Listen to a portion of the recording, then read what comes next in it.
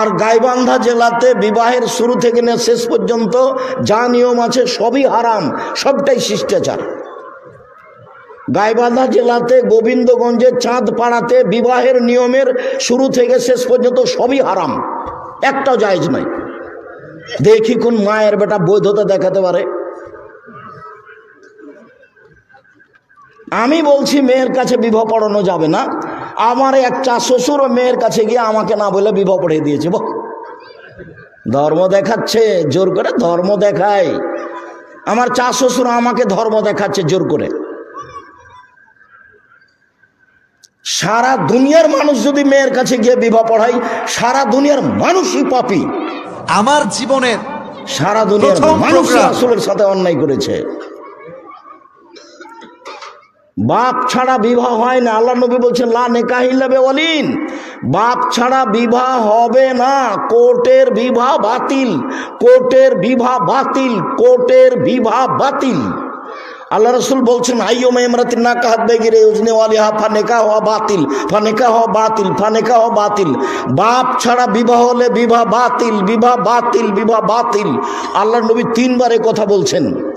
বাপের উপস্থিতিতে উকিল বাপ হারাম, বাপের উপস্থিতিতে উকিল বাপ হারাম। জ্যাঠও উকিল হতে পারে না, দাদা উকিল হতে পারে না, গ্রামের মুরব্বী উকিল হতে পারে না।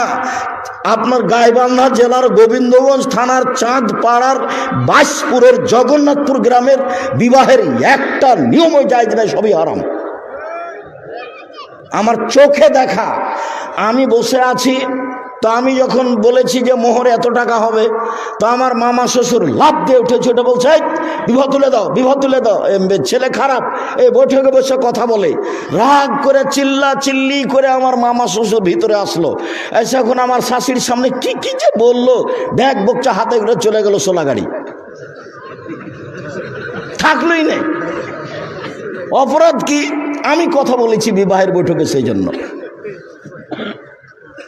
তো আমার শাশুড়ি আলহামদুলিল্লাহ খুব ভারী মানুষ ছিলেন, এগুলো উনি চিন্তা করতেন না। তো যা বলেছেন বলেছেন, সকালে তোমরা ঠান্ডা থাকো, চুপ থাকো। আমার শ্বশুর শাশুড়ি, আমার সম্বন্ধীদের ধারণা ছিল যে আব্দুর রাজ্জাক বিন ইউসুফ, তারা এটা বুঝতো ঘটনা, যার কারণে পরিবেশ আর উল্টা হয়নি, নাহলে তো পরিবেশ ভেঙেই যায়। তাকদীর তো আছে একটা। আমি তো অবাক হই, বিশেষ করে ওইখানে বেশি অবাক হই যে মেয়ের কাছে বিবাহ পড়াতে গেছে, চ্যাংড়া ছুল্লু এতগুলো গেছে ভিতরে। মেয়ের কাছে কি করে বিবাহ পড়ালো? অমুক নিবাসী অমুক তোমাকে বিবাহ করতে এসেছে, এত নগদে এত বাকি, তুমি তাকে স্বামী সত্ত্বে কবুল করো। তিনবার কবুল করাচ্ছে। সবাই যেখানে বর বসে আছে সেখানে এসে দাঁড়িয়ে থাকছে। 8 জন 10 জন 15 জন দাঁড়িয়ে আছে। এখন বসে থাকা লোকগুলো বলছে আপনারা কে? তো বলছে আমরা এ বিবাহের উকিল। মেয়ে কি কবুল করেছে? জি হ্যাঁ করেছে। আপনারা শুনেছেন?